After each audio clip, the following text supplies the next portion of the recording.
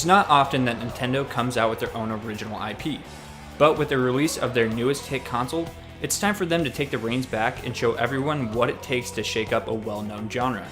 While ARMS is not the end-all be-all for fighting games, it does enough different to separate itself from its opponents.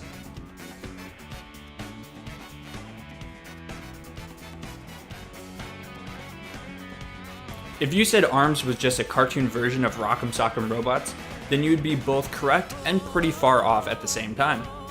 Although the layout of the fight is practically the same, it's two opposing fighters with extending arms that punch one another, but there's a lot more that goes into this 3D fighting game.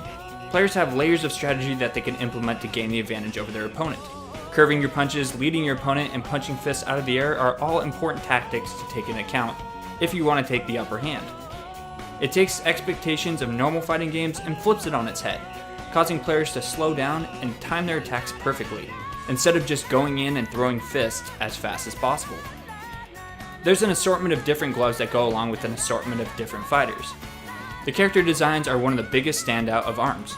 Characters are vibrant, flashy, and well designed, from the standard male and female fighters with Springman and Ribbon Girl to the more outlandish ones like Helix and Lola Pop. Players will find a fighter that they can really connect with.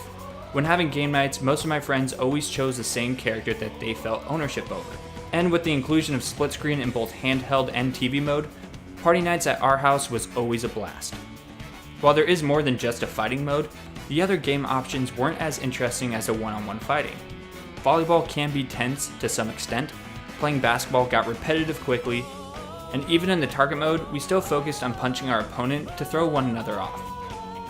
While playing online, you don't get a choice in which game mode you play in, and that may be a deal breaker for some, but if it becomes an issue, then you can always head into the ranked multiplayer mode, where the best of the best get together to duke it out in the ring.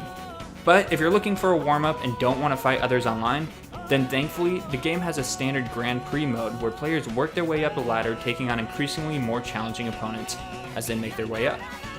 It was a great way to practice, and with the ability to scale difficulty based on a 10-point system, players can always play in their skill range. It's obvious that the main goal of ARMS was to sell gamers on the idea of using the Switch's motion controls, and for the most part, they deliver on their sales pitch. It can be a little tough to balance movement, punching, and aiming, but it's fairly easy to pick up and understand what you need to do. I played with the motion controls for the first few days, but quickly put them down to utilize the Pro Controller. Using a controller is still the best way to go. Motion controls just can't dethrone the modern playstyle. Controlling your fighter and moving around is much easier this way, especially since the characters are more agile and need to be played with constant movement. Thankfully, animations look fluid and punches have an impact when they connect, so both ways of playing feel great. I don't think ARMS will reach as great of heights as Super Smash Bros., but with competitions already popping up and a rather large fan base, ARMS is going to be a game that players stick with and enjoy for a long time to come. I recommend it to just about anyone with the Switch, and with a fun cast of characters and a variety of fighting gloves to choose from, it's a great choice for single players and multiplayers alike. For more reviews like this one, please check out the rest of our channel, and make sure to subscribe and turn on notifications so you can be updated with more content on ARMS.